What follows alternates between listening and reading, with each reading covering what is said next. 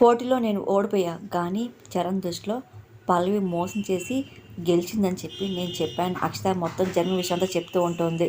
ఆ మాటలు విన్న వైష్ణవి నవ్వుతుంది. అక్కడ ఇంట్లోనూ కాలేజ్లోనూ పల్లవి వాళ్ళ చాలా ప్రాబ్లం ఉంది మమ్మీ అని అక్షత అనగానే, ఇదిగో బేబీ ఎంతో కాలం పల్లవి అయితే ఇంట్లో ఉండదులే అని వైష్ణవి అనగానే, అంటే ఏంటని అక్షత అడుగుతుంది. అవును బేబీ, నిన్ను మాట్లాడిన మాటలు మీ నాన్నమ్మకి బాగా ఎక్కిసాయి.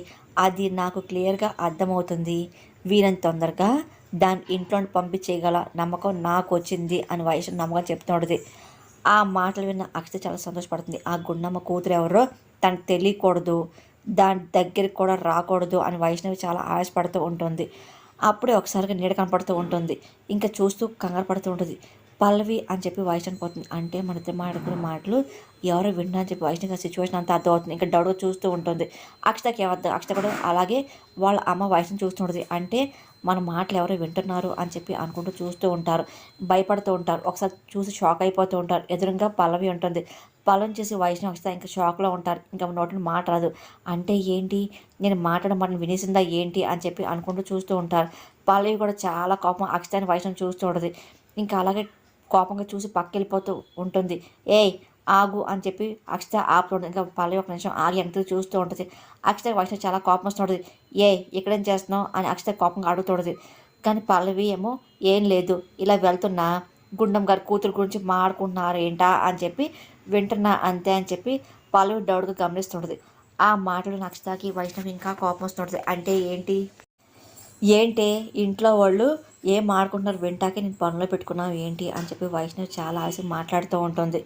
ఇంకా పల్లవి ఇంకా చాలా కోపం చూస్తుంది. వెళ్ళు అని చెప్పి వైష్ణవి గట్టిగా అరుస్తుంది. పల్లవి మళ్ళీ అక్షతని చాలా కోపం చూస్తూ ఇంకా అలాగే వెళ్ళిపోతూ ఉంటుంది. అక్షతకి ఇంకా పల్లవి చాలా కోపం వస్తుంటుంది. ఇంకా అలా గమనిస్తూ ఉంటుంది. మమ్మీ నువ్వు మాట్లాడిన మాటలు వినిసిందా ఏంటి అని అక్షత అనగానే, ఒకవేళ విందనుకో ఖచ్చితంగా నిలదీసే కదా బేబీ, వినలేదనుకుంటా అందుకే సైలెంట్ అయిపోయింది అని ఇక్కడ నుండి మాట్లాడేటప్పుడు చాలా జాగ్రత్తగా ఉండాలి బేబీ అని వైష్ణవి అన్న మాటలకు సరే అని చెప్పి అక్షత ఉంటుంది. కానీ పల్లవికి ఏదో డౌట్ వస్తుంటుంది.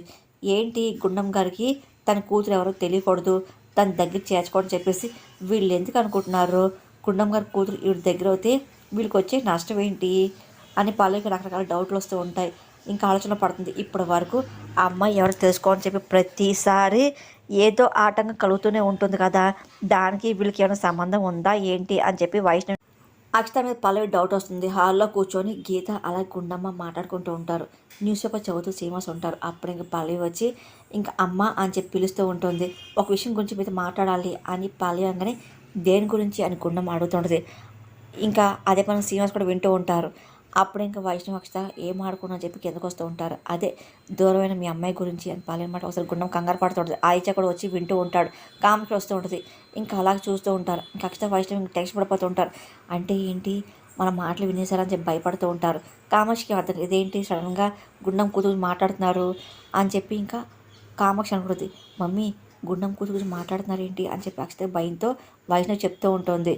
అవునే అని వైష్ణవి అనగానే, ఏంటి నువ్వు మాట్లాడే మాటలు వినిసిందేమో దాని గురించి చెప్పాలనుకుంటుందేమో అని అక్షత అన్న మాటలకి వైష్ణవి భయపడుతుంది. ఏంటి నా కూతురు గురించా, ఏంటి పల్లవి గుండం అనగానే, అంటే చిన్నప్పుడు దూరమైన మీ అమ్మాయి గురించి ఎంత ప్రయత్నాలు చేస్తున్నారో నేను చూస్తూనే ఉన్నాను కదా అని, ఇంకా తను చిన్నప్పుడే ఎవరో ఎత్తుకుపోయారు కదా, వాళ్ళని పట్టుకొని మీ అమ్మాయి తెలుసుకునే టైంకి వాడిని ఎవరో షూట్ చేశారు కదా అని ఇంకా పల్లవి అన్ని గుచ్చేస్తూ గుండం ఆలోచన పడుతూ ఉంటుంది. ఇంకా వైష్ణవి అక్షత ఇంకా భయపడుతూ ఉంటారు. ఇంకా అలాగే పల్లవి మాటలన్నీ వింటూ ఉంటారు. గుండమ్మ ఒకసారిగా అన్ని గుర్తించుకుంటుంది. ఆ రోజు గుండమ్మ వెళ్ళి బాలరాజు పట్టుకోవడం, అలాగే అనుకుంటే ఎవరు షూట్ చేయడం, అది అనుకోకుండా పొరపాటున గుండం తాగడం అంతా గుర్తించుకుంటుంది. ఇదంతా ప్లాన్ ప్రకారం చెప్పి డౌట్ వస్తుంది. అంటే ఆ తర్వాత స్కెచ్ ఆర్టిస్ట్ కూడా వచ్చాడు కదా, మీ అమ్మాయి ఫోటో గీశాను తీసుకొస్తాను చెప్పి అన్నాడు కదా, వచ్చే దారిలో అతనికి యాక్సిడెంట్ అయింది కదా అని పల్లవి మళ్ళీ గుండం ఆలోచన పడుతుంది. మళ్ళీ గుర్తించుకుంటూ ఉంటుంది. అతను కోమని భయపడని చెప్పేసి డాక్టర్లు మనకు ఫోన్ చేసి చెప్పారు, మనం అందరం వెళ్ళినాం, ఆయన అందరికీ అర్థం కాకుండా మళ్ళీ కోమలకు వెళ్ళిపోయాడు కదా అని పల్లవి ఒక తర్వాత అన్ని గుర్చేస్తుంటుంది. గుండం ప్రతిదీ ఆలోచిస్తుంటుంది. ఇంకా ఏం అర్థం కాదు. ఇంకా వైష్ణవి అక్షత టెన్షన్ పడిపోతూ ఉంటారు. అవును మళ్ళీ కోమలు వెళ్ళకుండా ఉంటే ఈ పాటికి మా కూతురు తెలిసేదిగా అని చెప్పి ఆచకుడు అంటూ ఉంటాడు. గుండం మాత్రం అన్నీ బాధపడుతుంటుంది. ఏంటో దేవుడు ఎందుకు వీళ్ళని ఇంకా బాధపడుతున్నాడో మాకైతే అర్థం కావట్లా అని చెప్పి శ్రీనివాస్ కూడా బాధపడుతూ ఉంటాడు. ఈ దేవుడు చేసింది ఏమీ కాదు, మనుషులు చేసిందే అని చెప్పి పల్లవి అంటూ ఉంటుంది. కామాక్షి అర్థం కాదు, ఇదేంటి మనుషులు చేసిందా అని చెప్పి ఇంకా డౌట్గా అడుగుతూ ఉంటుంది. అవును అని చెప్పి పల్లవి చెప్పబోతుంటుంది. ఇంకా వైష్ణవి అక్షత ఇంకా భయపడుతుంటారు. అంటే ఎవరో కావాలని చెప్పేసి మీ అమ్మాయి ఎవరో తెలియకుండా చేస్తున్నారని చెప్పి పల్లవి డౌట్గా చెప్తూ ఉంటుంది. గుండెంకి ఇంకా టెన్షన్ పడిపోతూ ఉంటుంది. ఏంటి నా కూతురు దూరం చేయడాకా అని చెప్పి అనుకుంటుంది. ఎవరికే అవసరం ఉంది, దీని కూతురు దీని దగ్గర అవుతే వాళ్ళకి వచ్చే నష్టం ఏంటంట అని చెప్పి కామాక్షి కూడా అడుగుతూ ఉంటుంది. వాళ్ళు ఎవరో వాళ్ళకి వచ్చే నష్టం ఏంటో తెలిస్తే నేనే వాళ్ళని నిలదీసేదానిగా ఇంకా పల్లవి అంటుండదు. నీకు వచ్చిన అనుమానమే నాకు ఉంది పల్లవి అని గుండం అనగానే ఈ విషయం పోలీసుకి గట్టిగా చెప్దాం, ఇంకా ఎంక్వైరీ చేయమని చెప్దామా అని చెప్పి పల్లవి సలహా ఇస్తూ ఉంటుంది. వైష్ణవి అక్షత ఇంకా షాక్ అవుతుంటారు, భయపడుతుంటారు. అవును గుండమ్మ, ఈ విషయం మనం మర్చిపోయాం కదా అని చెప్పి ఆచ కూడా అంటూ ఉంటాడు. మమ్మీ, గుండం మర్చిపోయిన విషయాన్ని అన్నీ ఇది మళ్ళీ గుర్చేస్తుందిగా అని అక్షత అనగానే అవును పోలీసులు చెప్పి ఎంక్వైరీ చేయిద్దాం అనుకున్నాం కదా, స్కెచ్ ఆర్టిస్ట్కి యాక్సిడెంట్ అయింది, ఆయన సీసీ ఫుటేజ్ అనేది చెక్ చేయిద్దాం అనుకున్నాం కదా, అన్నీ వదిలేసాంగా అని చెప్పి ఆచ కూడా అంటూ ఉంటాడు. ఇంకా అందరూ ఆలోచన పడుతూ ఉంటారు. బావగారు ఇప్పుడు ఇవి గుర్చేశారు కదా, మీ ఫ్యాషన్ షో గురించి మర్చిపోయి ఈ పనులను పక్కన పెట్టి ఆ పని మీద ఉండండి అని చెప్పి వైష్ణవి అన్న మాటలకి గుండం కోపం వస్తుంటుంది. కానీ ఆల్రెడీ 2 సంవత్సరాల నుండి ఫ్యాషన్ షో కాంపిటీషన్లో మీరు ఓడిపోతూ వచ్చారు కదా, మళ్ళీ ఇంకేంటి అని ఇంకా అక్షత కూడా గుర్చేస్తూ ఉంటుంది. ఈ కాంపిటీషన్ కూడా ఓడిపోయానుకో ఆయిషా గారి పని అయిపోయింది అంటారు పెద్దనాన్న అని చెప్పి అక్షర మాటలకు గుండం కోపం వచ్చి అక్షత ఏం మాటలు అడుగుతూ ఉంటుంది. దాని మీద కోపడతావు, రేపు జరిగే ఫ్యాషన్ కాంపిటీషన్లో మీరు కానీ గెలవపోతే జరిగేది అదేగా అని చెప్పి వైష్ణవి అంటూ ఉంటుంది. ఇంకా ఆయిష ఆలోచనలో పడుతూ ఉంటాడు.